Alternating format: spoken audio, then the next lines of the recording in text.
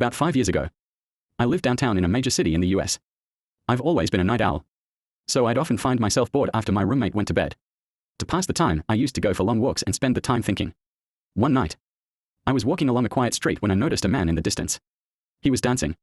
He was kind of strange, but I didn't think much of it at first. As he got closer, I could see he was dancing like someone from a ballroom, twirling and gracefully stepping around. His movements were exaggerated, but fluid.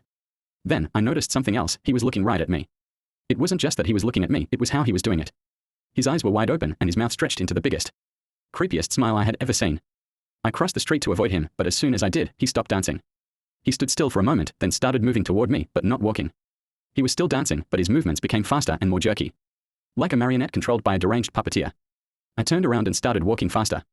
My heart was racing. When I glanced back, he was still there, following me but keeping the same bizarre dancing pace. At one point, I stopped to confront him. "What do you want?" I shouted. He didn't answer. He just stood there, still smiling. Then, he started walking toward me, slowly at first, then picking up speed. I bolted. I sprinted down the street as fast as I could, ducking into an alley and weaving between buildings. Eventually, I made it back to my apartment and locked the door behind me. Heart pounding. I looked out the window, but he wasn't there. I never went on late night walks again.